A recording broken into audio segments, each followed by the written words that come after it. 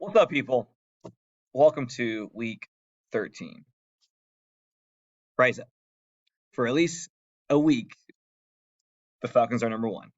Okay, in our division.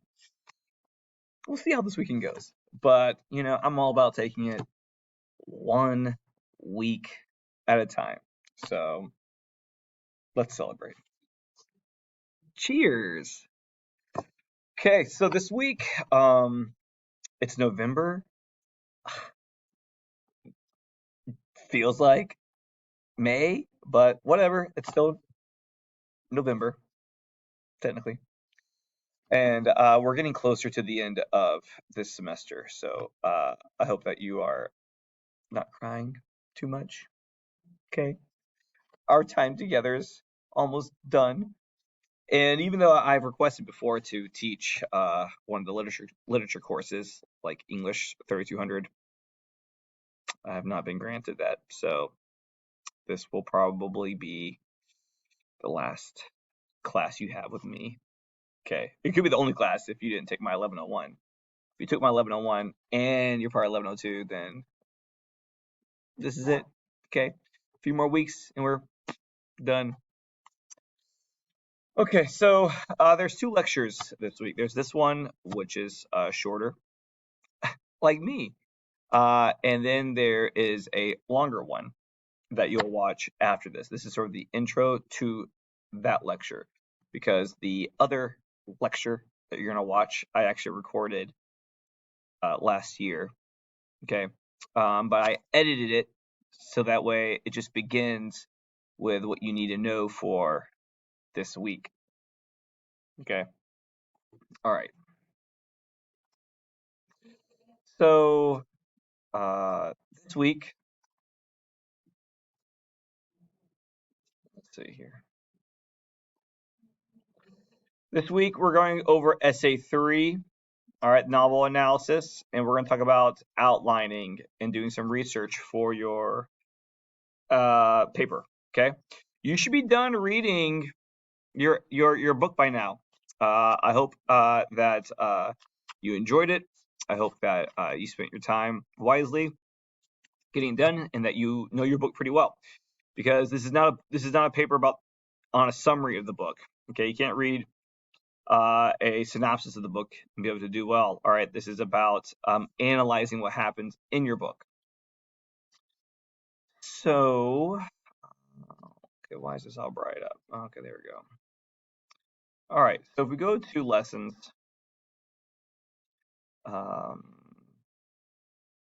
now first off, let's see.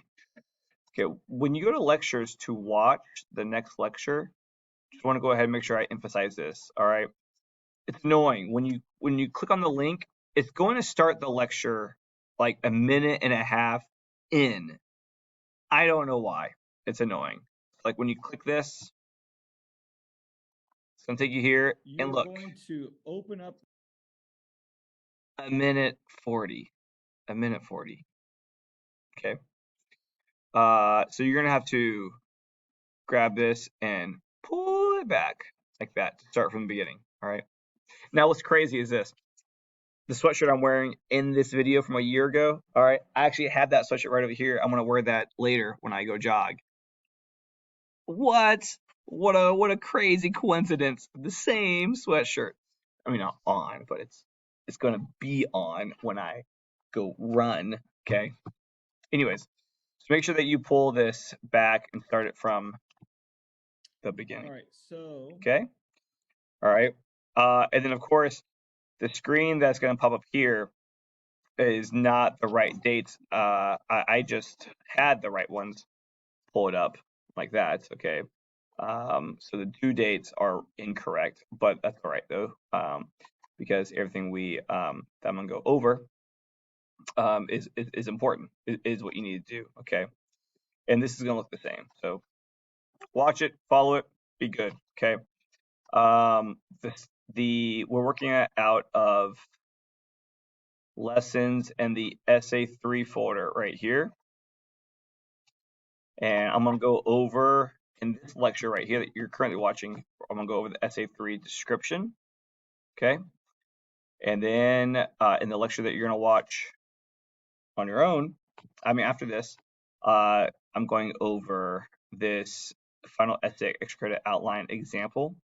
I'm actually creating that example in the video, and this is the template in which you will use to work on your outline, okay?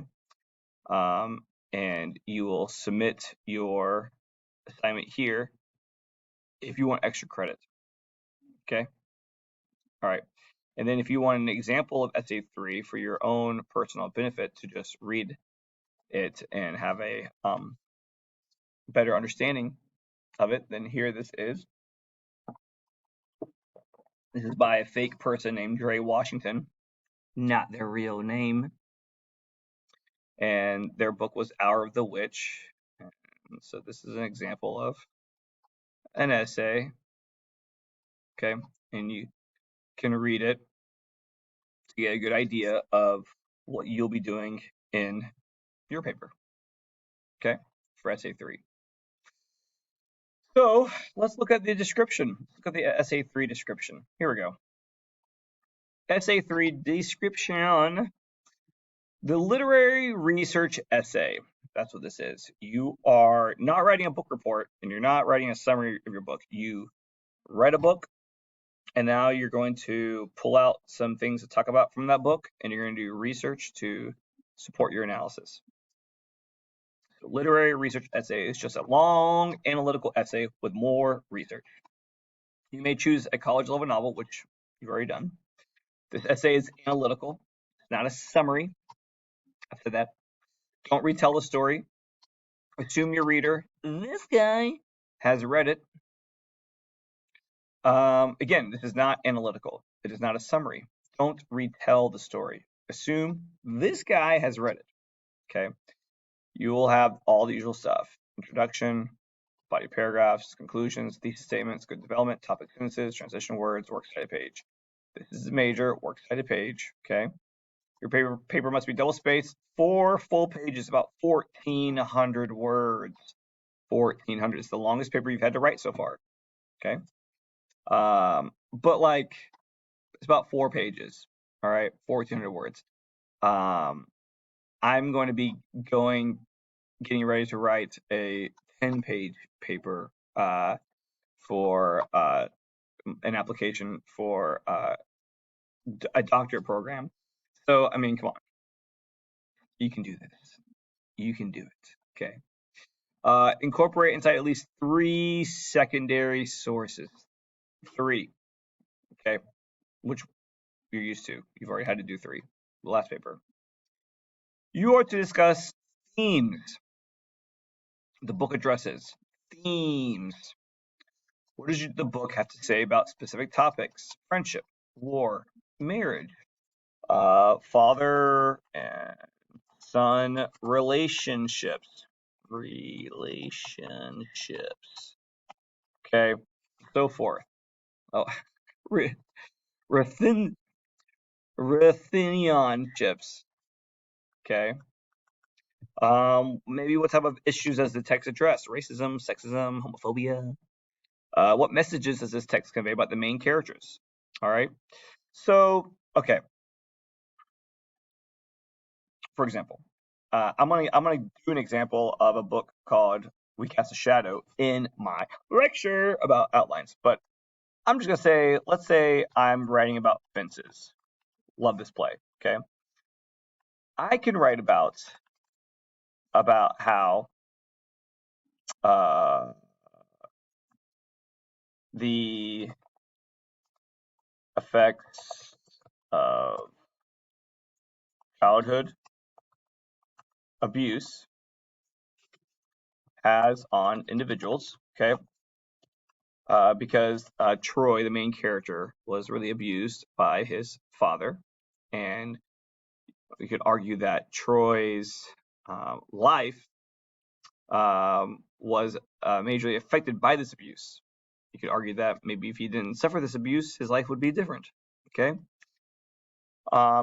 I could also argue that the main character Troy, all right, the impacts on racism and economic status.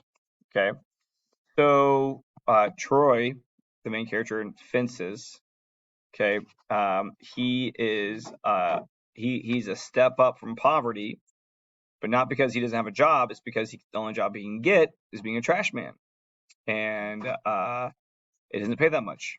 Okay, even though he wants to work. I mean, he works all the time, but literally, the time the book takes place, they just weren't paying black people a whole lot of money. Okay, so the impacts on racism and economic status. So I could write about that in my analysis also about the main character, Troy. Okay, and then I could write about my final part about Fences, analyzing the character of Troy, is something like children, about how children need to be loved the way they understand love, not necessarily the way parents understand love. Okay, so Troy has a hard and not great relationship with his son, but not because he's abusive towards his son. All right, while Troy's father was abusive and neglectful of Troy, Troy is almost like a helicopter parent. He's really on his son, and he wants his son to understand the world.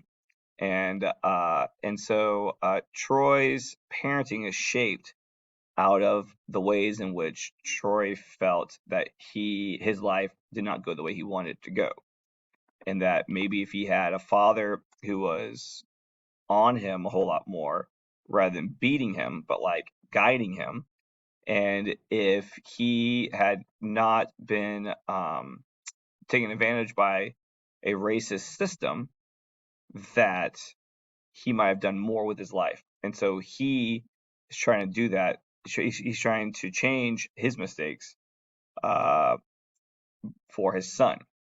But his son, though, is not understanding that all of these things that Troy is doing is coming out of a place of love. He sees it as his father is just a hard ass. Okay. So, we could argue about how, even when a parent is trying to do the best for their child, they can inadvertently actually cause a strained relationship because people have children and their parents have very different experiences. Okay. So I could do an analysis on on a paragraph about parent and child psychology. All right. So if I was going to write this paper on Fences, and specifically analyzing the motives or slash catalysts for Troy's behavior in the play. Okay, my topic. This is not a thesis because that doesn't really say anything. Analyzing the motives, catalysts for Troy's behavior in the play. No, but the things that I'm going to focus on in my essay are what motivated or what caused or was at the root of Troy's behavior. Okay. All right. Okay. So that's an example of if I read Fences, what I'll be like looking up. All right. Because I read it and I know that he was abused. That's not good. He was a victim of racism. That's not good. And he does not have a good relationship with his son, even though he is trying really hard. Okay. He's going about it wrong. Okay. So again, I'm not summarizing the whole. There's tons of stuff that happens in the book that in this story that this play that I'm not talking about. I'm not talking about his affair. I'm not talking about football. I'm not talking about baseball. I'm not talking about all these other things that happen in the story. I'm focusing on just these 3 things, okay? I'm not talking about the other characters. I'm not talking about his brother. I'm not talking about his best friend or his wife, Rose, all right, in this paper. I'm just focusing on these 3 things from the story. And I'm going to be pulling from all over the story where I see Troy's behavior being affected by the racist society and because of his bad childhood and those kind of things. Okay? All right. So that's this is what you're going to be doing for essay 3. In a moment, you're going to watch the lecture where I go over writing an outline and planning out and using research in your paper, because this week's goal is to begin researching and outlining your final essay. Okay? Now, you might not finish outlining your essay till part of next week, and then you're going to go from that to then writing your rough draft. That's fine. All right. This due date for the rough draft is not really a real due date. If you get your outline turned in at some point before the essay, you'll get the extra credit points. All right. It's an extra credit assignment. If you turn in the outline, I have not decided yet if I'm going to just give you like 200 points out of 100, or if I'll. That's probably what will happen. That'll just be the easiest thing, is that I'm just going to give you a lot of points for over 100 points if you turn in. And if you don't turn in the outline, that's fine. But I'm not taking the outline after you've submitted your essay 3. Okay, you can't like get your grade back for essay 3, realize, oh, your grade went down a little bit, and then you want to turn in the outline. Nope. Okay, turn in the outline. Once it's done, I'm going to show about how to go from the outline to the rough draft. And then we only have one more lecture. Wow, that's it. Okay, so hope you enjoyed this one and the one you're gonna watch today also. Okay, if you have any questions, let me know. Just a reminder, you are working out of essay 3. Well, what I talked about right now was from the description.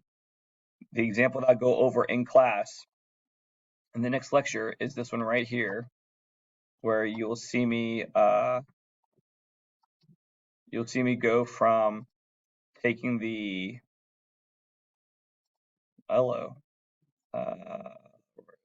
the blank one. I'm going to begin with the blank outline. All right, and then I'm going to end up creating the We Cast a Shadow outline. Okay, with these quotes and stuff. All right, your outline should be filled with your actual research. So that way, everything you need to use to write your essay will be all right here. Okay. All right. So watch the next lecture. I hope you enjoy it. If you have any questions, let me know. Send me a little email. All right. Take it easy. Bye-bye.